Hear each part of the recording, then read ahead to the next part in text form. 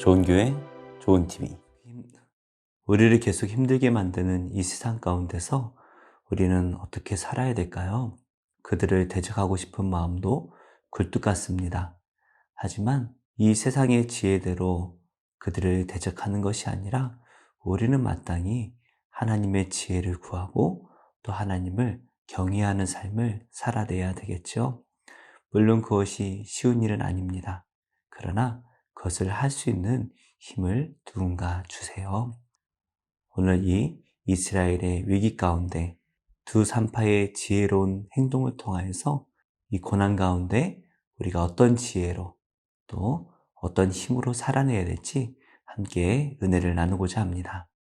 애굽 왕이 히브리 산파 십브라라 하는 사람과 부하라 하는 사람에게 말하여 이르되, 너희는 히브리 여인을 위하여 해산을 도울 때 그 자리를 살펴서 아들이거든 그를 죽이고 딸이거든 살려두라.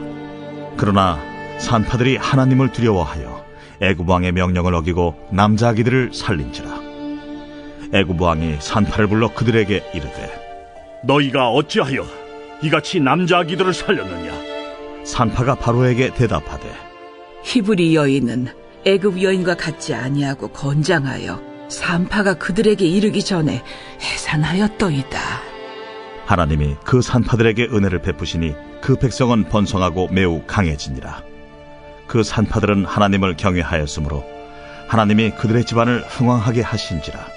그러므로 바로가 그의 모든 백성에게 명령하여 이르되, 아들이 태어나거든 너희는 그를 나일강에 던지고 딸이거든 살려두라.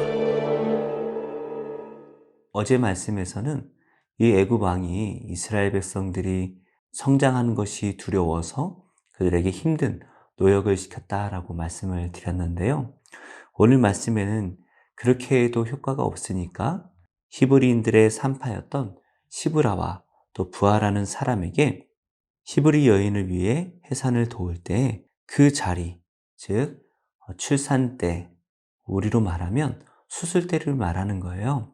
이 수술때에서 태어나는 아기를 보고 그 아기가 아들이면 죽이고 그 아기가 딸이면 살려두어라 명령을 합니다.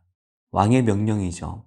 특별히 애굽 왕은 신처럼 모셨기 때문에 신의 명령입니다. 이스라엘에 큰 위기가 찾아왔네요. 산파들이 이 왕의 명령을 따른다면 이스라엘엔 살아남을 수 있는 아기가 없을 것 같아요. 그런데 17절 말씀 보니까 산파들이 하나님을 두려워하여 애굽 왕의 명령을 어기고 남자 아기들을 살렸다라고 이렇게 말씀을 하십니다. 당장 눈에 보이는 이집트의 왕, 특히나 신처럼 모시고 있던 그 왕의 명령을 어겼습니다. 왜냐하면 눈에 보이는 가짜 신이 아니라 눈에 보이지 않는 살아계신 하나님을 두려워했기 때문이다라고 말씀하고 있어요. 그러자 이 애굽 왕이 산파를 불러서 그들에게 이렇게 말을 해요. 너희가 어찌하여 이같이 남자 아기들을 살렸느냐. 위기가 찾아옵니다. 왕이 알았어요. 이제 이 두 산파는 죽을 수밖에 없는 위기이죠. 그러자 산파가 바로에게 이렇게 대답을 합니다. 히브리 여인은 애굽 여인과 같지 아니하고 건장하여 산파가 그들에게 이르기 전에 해산하였더이다. 이 건장하다라는 말은 생명력으로 가득하다라는 의미를 가지고 있습니다. 7절에 보면 이스라엘 백성들이 생육하고 불어나서 번성하여 매우 강하여졌다라고 말을 하고 있는데요. 이 생명력으로 가득한 것을 사람의 힘으로 막을 수 없었다라고 말을 했다라는 것이에요. 실제로 그럴 수 있죠. 너무나 건강하다 보면 산파가 도착하기도 전에 아이를 출산할 수도 있습니다. 하지만 모든 아이가 그렇게 태어났다라고 말하기에는 말이 되지가 않죠. 어떻게 보면 목숨을 걸고 바로에게 거짓말을 하는 것입니다. 근데 참 은혜롭게 바로가 속아 넘어가요. 왜 그랬을까요? 하나님께서 바로의 판단력을 흐리셨기 때문이겠죠. 이렇게 하나님을 두려워했던 이 산파들에게 하나님께서 은혜를 베푸십니다. 그래서 이스라엘 백성들이 번성하고 매우 강하여지죠. 아마도 산파들 뿐만이 아니라 이스라엘 백성들 또한 하나님을 두려워하며 살았을 것 같아요. 특별히 21절 말씀 보니까 이 산파들이 하나님을 경외하였다라고 말씀을 하고 있네요. 그렇죠. 이 산파들은 눈에 보이는 가짜 신인 바로를 두려워했던 것이 아니라 보이지는 않지만 살아 역사하시는 그 하나님을 경외하며 살았습니다. 그러자 하나님께서 그들을 어떻게 하십니까? 집안을 흥왕하게 하셨다라고 말씀을 하고 계시네요. 이 산파들은 목숨을 걸고 바로에게 거짓말을 합니다. 정말 죽을 수밖에 없는 위기겠죠. 하지만 하나님을 경외하였던 이 여인들을 하나님께서 보호하실 뿐만이 아니라 그들에게 복을 주셔서 집안이 잘 되는 은혜를 주셨다라고 말씀을 하십니다.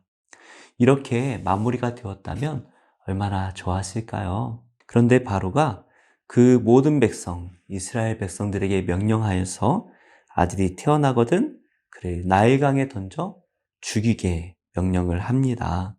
이것이 세상의 왕이 가진 지혜이죠. 하나님을 두려워하지 않기에 자기가 할 수 있는 모든 힘을 다해 악을 저지릅니다. 하지만 이 바로는 몰랐을 거예요. 이 세상이 눈에 보이는 것이 아니라 보이지 않는 하나님의 섭리로 돌아간다는 것을 말입니다. 말씀의 결론을 맺겠습니다. 눈에 보이는 가짜 신을 두려워하지 않고 오직 하나님을 경외하였던 이 산파들, 그들에게 하나님께서는 집안을 흥왕하게 하십니다. 또한 이스라엘 백성들을 보호하시죠. 그런데 눈에 보이지 않는 그 하나님을 두려워하지 않았던 바로와 애굽의 백성들의 집안은 어떻게 될까요? 오늘 말씀은 그 집안이 곧 멸망할 것을 암시하고 있습니다. 우리는 고난 가운데 살아가고 있습니다. 세상은 계속해서 우리에게 세상의 지혜를 따르라고 말을 하죠. 그러나 우리는 세상의 지혜를 따를 수가 없습니다. 왜냐하면 눈에 보이지 않는 그 하나님을 경외하기 때문이죠. 우리가 그 하나님을 경외할 때에 우리가 알지 못하는 하나님의 특별하신 은혜가 우리의 삶을 복된 길로 인도하실 줄로 믿습니다. 우리를 계속해서 힘들게 만들고 유혹하는 이 세상 가운데서 오직 하나님을 경외하며 하나님의 지혜대로 살아가는 복된 하루가 되시기를 예수님의 이름으로 축복합니다. 하나님의 사랑을 사모하는 자, 하나님의 평안을 바라보는 자, 너의 모든 것 창조하신 우리 주님이 너를 얼마나 사랑하시는지 하나님께 찬양과 경배하는 자, 하나님의 선하심을 닮아가는 자, 너의 모든 것 창조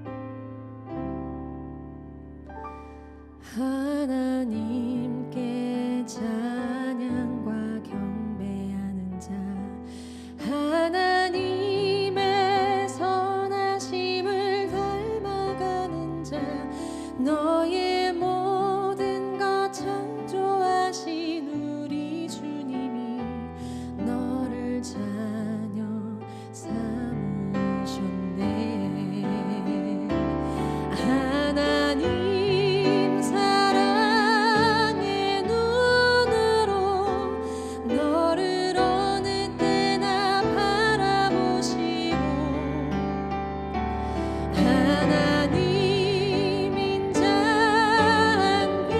장비로서 언제나 너에게 기울이시니 어두움에 밝은 빛을 비춰주시고 너의 작은 신음에도 응답하시니 너는 어느 곳에 있든지 주를 향하고 주만 바라볼지라 어두움에 밝은 빛을 비춰주시고 너의 작은 신음에도 응답하시니 너는 어느 곳에 있든지 주를 향하고 주만 바라볼지라 주만